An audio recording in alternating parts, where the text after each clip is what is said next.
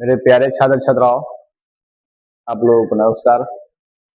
मैं फिर से दही वाली मंगवा पाठ का तीसरा पाठ लेकर आया हूँ। जो पिछले क्लास में हम लोग पढ़े हुए थे और उससे आगे मैं फिर से तीसरा पाठ लेकर आया हूँ, जो सुनेंगे देखेंगे। तरह की पर मैंने अपना दर्द था उस गांव के, उसका जो है ना, उसका हाथ पकड़ लिया। तो क्या किया, बहुत मतलब कस कर हाथ उसका पकड़े हुआ था। तो मुझे लगा कि बेचारी का जीवन बेकार ही दुखी होता, वो कोई भी नहीं चाहिए। अच्छा है जल्दी से भगवान को चरणों में पहुंच जाऊंगे। अब ये कह रहा है कि मगमा कि मैं ये कह उसकी माँ जी जो है ना, वो कह रहे कि अच्छा है जल्दी से भगवान के चरणों में पहुंच जाऊंगे। जो क्या होता है गांव में, जैसे क्या होता है कि परेशान और लोग होते रहते हैं, तो बहुत ही भगवान के प्रति सोचते रहते हैं कि हमको कब यानी कब मौत हो जाए, जल्दी मैं मरना चाहता हूँ। कि जो भी हो आज ही हो। तुम भी कैसी पागलपन की बातें करी हो। पहले तो कौवे को आसानी से मिठाई मिल जाए, ऐसे रखकर लाओ अगर वह उठा ले जाए तो कहो कि इसका खतरा है। क्या होता है अपने सबके गांव समझ में क्या होता है कि कभी कभी कुछ कौवे हुए जो है अचानक कभी वार कर देते, कुछ ले हो जाते रहते हैं। तो गांव समाज में इस तरह से सोचते रहते हैं कि कुछ खतरा होने वाला है। जैसे में हमारे सबके गांव समाज देखिए, कभी क्या होता है कि भिलाई रास्ते काट देते हैं तो कहते हैं कि कुछ खतरा होने वाला है, नहीं जाइए। उसी तरह से जो है ना, मंगमा जो है ना माँ जी को कह रही थी, तो कहे कि जाने का मतलब कि खतरा, यह कौन सी अकल की बात है, जाओ चुपचाप घर जाओ। आप जो है ना मंगमा को जो है माँ जी कह रहे हैं कि चुपचाप से ना घर चल जाओ। तो आपका यह कहना है कि कोई डर नहीं है? डर वर कुछ भी नहीं होता, जितना झगड़ा होता है उम्र बढ़ती है। अब इसका मतलब ये कह रहा है कि जितना झगड़ा मतलब कि होता है उतना उम्र बढ़ती है। ये ऐसा कोई बात नहीं है, ये सब मतलब कि अरे दोबारा उस बारे में मत सोचो, हंसते हंसते घर जाओ। मगमा चली गई। अब मैं उसकी मानसिक सोचकर आश्चर्यचकित हो गई।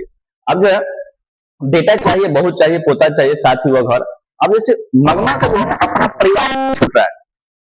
जैसे अपना जो है ना पोतो पोता बेटा का जो है, जैसे कहते हैं ना कि मोह माया भी नहीं छूट रहा है। और इसको मतलब कि बड़ी यह लालसा छूटी नहीं। अब उसका मन में जो लालसा जो है ये भी नहीं छूट रहा है कि ना न बेटा छूटना चाहिए, न पोता छूटना चाहिए, न बहू छूटना चाहिए। जीवन के प्रति एक विचित्र सी उब, फिर भी मरने की इच्छा नहीं है और अनिच्छा प्रकट करने का मन भी नहीं है। हमने सोचते हैं कि यह गांव हमने हम सोचते हैं ये गांव के लोग हैं, कोई जानते ही नहीं, कोई लुकाव छिपाव नहीं है। तो भी लोगों की मानसिक स्थिति के पीछे पड़ते हैं। बड़े घर में छोटा घड़ा समाया है। इसका मतलब ये हो रहा है कि बड़ा से बड़ा घर में, चाहे छोटा से छोटा घर में, ये जो है ना गांव समाज का, जैसे छोटा छोटा बातें झगड़ा विवाद होता ही रहता है। ये नहीं कि मतलब कि बड़े घर में नहीं होता है, छोटे घर में नहीं होता है, ये सबके घर में छोटी छोटी बातें जो है ना होता ही रहता है। अरे बड़े घर में छोटा घड़ा समाया है, मैंने एक ऐसा नाटकीय सूत्र है। अभी जैसे एक नाटक की तरह ये कहानी जो हमारे गांव समाज में है कभी खत्म नहीं होगा, यानी चलता ही रहेगा, चलता ही रहेगा। इसका कभी जो है ना अंत ही नहीं है। मगमा जब फिर से घर आई तो उसने एक समाचार दिया। अब पोते अपने माँ बाप को छोड़कर उसके पास आ गया।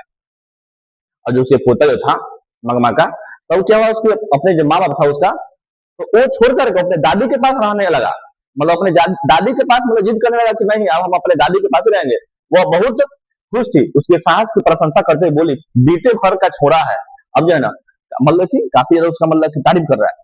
देखिए छोट लड़का है और मतलब कह रहा है कि ना मैं आप ही के साथ मतलब दादी के साथ रहूं, मगमा के साथ। तो बीते माँ को छोड़कर चले आने का मतलब क्या है? कल दोपहर को आए लड़के ने कह दिया फिर से माँ के पास नहीं जाऊंगा। इतने दिन चोरी चोरी आया करता था। जब वो घर तो माँ ने आकर शोर मचाया, पिटने की धमकी दी। मैं नहीं जाऊंगा कहकर वो मेरी टांग पकड़कर खड़ा हो। अब क्या हुआ, तो उसका पोता था तो वो आए, तो अब कहने लगा कि नहीं हम दादी के साथ रहेंगे, यानी मगमा के साथ रहेंगे।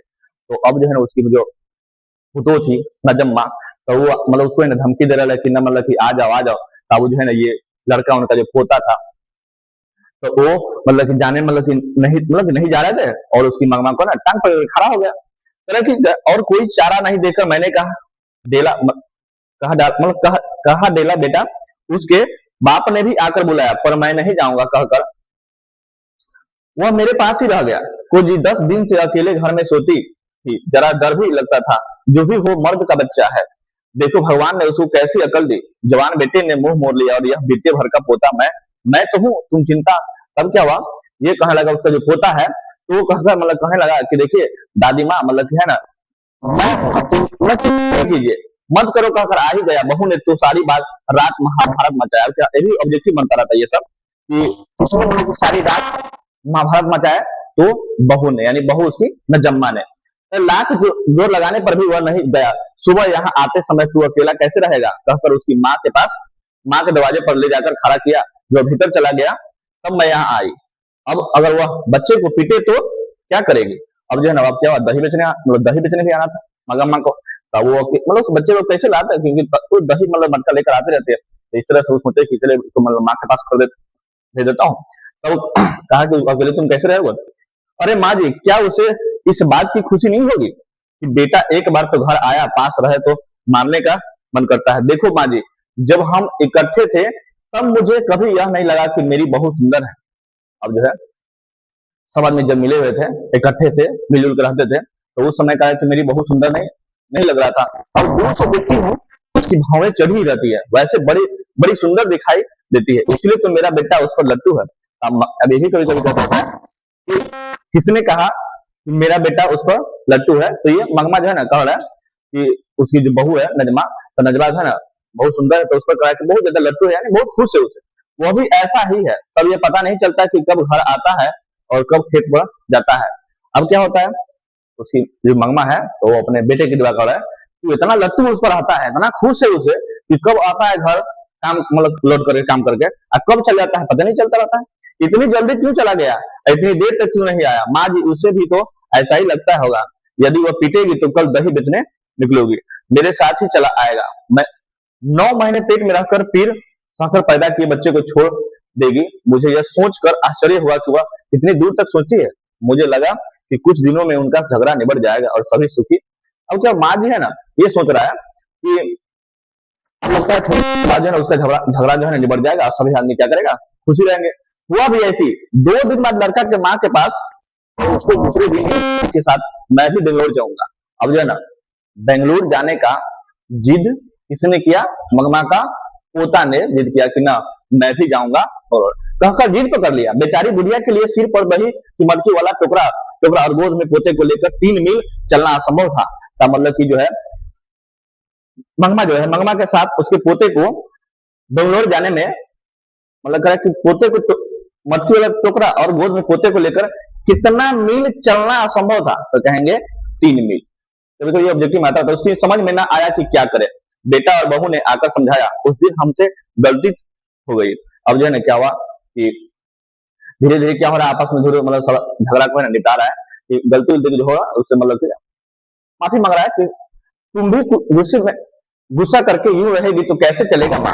अब उसका बेटा जो कहा कि आया और कहा कि माँ जी कि देखिए अगर तुम भी है ना इस तरह से अगर गुस्सा में रहेगी तो परिवार जो है ना कैसे चलेगा। गांव के 4 बड़े बूढ़ों ने भी उसे समझाया। अब जो है ना मंगमा को गांव के कितने बूढ़ों ने समझाया, तो कहेंगे 4 बूढ़ों ने, 4 बड़े बूढ़ों ने। वह भला क्यों अपना बड़प्पन खोती। मंगमा अपनी इच्छा से ही पूरी खुशी खुशी अपने बहू के साथ रहने लगे, परंतु पोता तो दादी के पास ही रहने की जिद पकड़े बैठा था।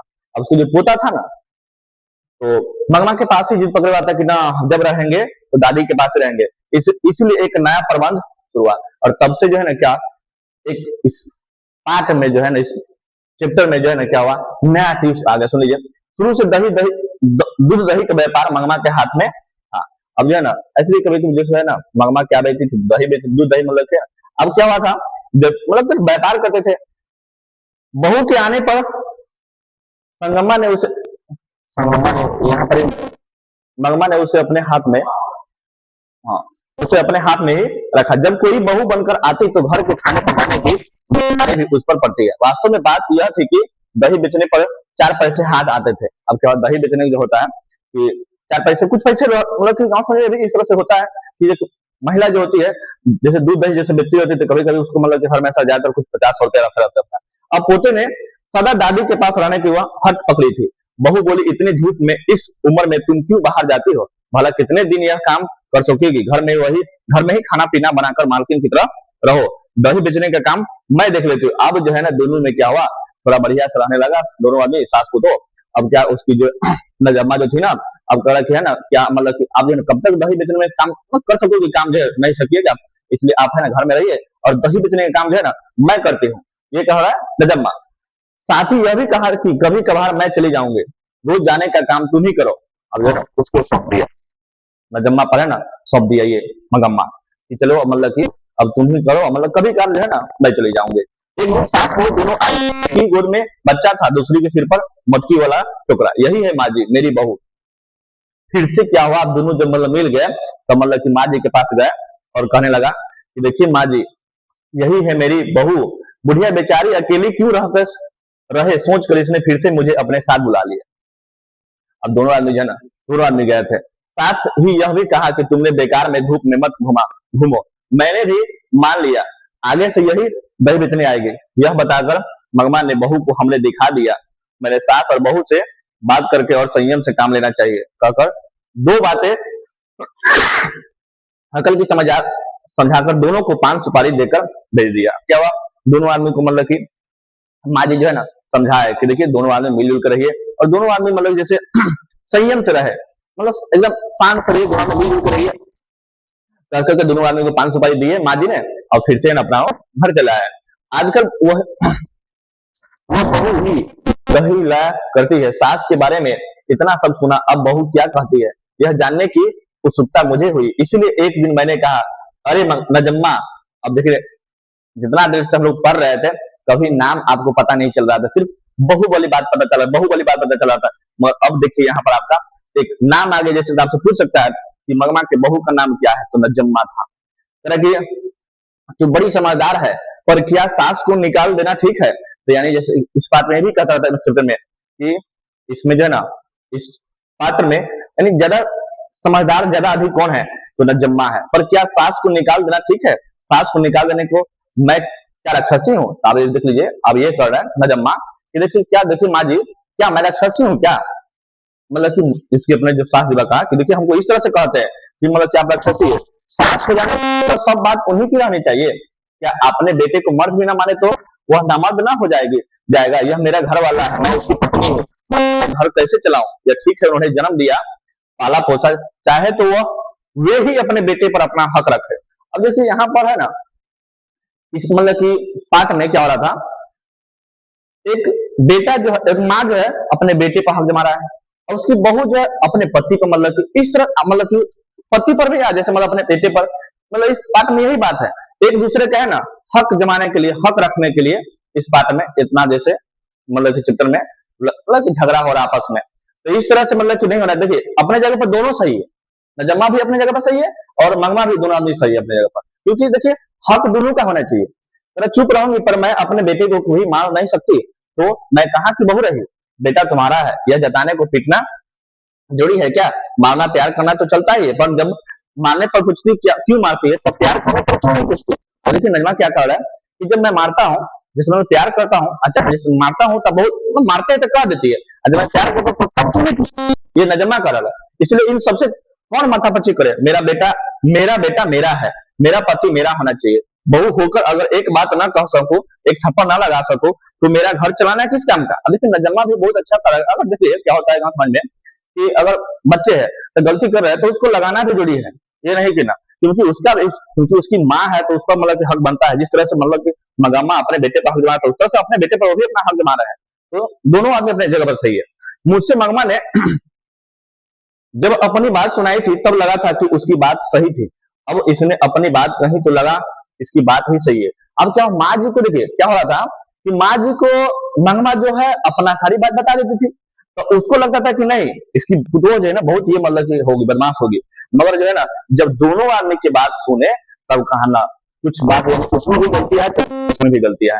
कहा कि मैंने पूछा तो अब तुम्हें घर में कुछ छूट मिली? अब पहले से ही जरा ठीक है, जो ही हो जरा संभल कर पड़ता है, अगर झगड़ा करूं तो मेरी सास पता नहीं किससे सारे पैसे दे डाले। अब क्या हुआ कि झगड़ा निपटान मतलब कि उसके पास पैसा था मंगमा को, तो नजमा को लग रहा था कि किसी के पास है, मतलब सॉरी अपना पैसा जो है ना किसी को लगा देने वाली बात चला था। हमारे गांव में रंगप्पा नाम का एक आदमी है, नाम ये है, ये मतलब मतलब कि नजमा कह रहे थे हमारे गांव में जो रंगप्पा नाम के आदमी था, जुआरी था, तो उससे मतलब पैसा जो है ना देने के लिए मतलब कह रहा था, उससे मांग रहे थे वो मंगमा से, मतलब रंगप्पा नाम का आदमी जुआरी था, वो जुआ जुआ खेलता था। जब मेरी सास अलग थी तब उसने मेरी सास को कर्ज मांगा, तो मतलब ये भी ऑब्जेक्टिव बन रहता है कि मंगमा से मतलब कर्ज किसने मांगा, तो रंगप्पा ने मांगा था। वह देने को तैयार हो गई थी, यह रंगप्पा से ही पता चला था।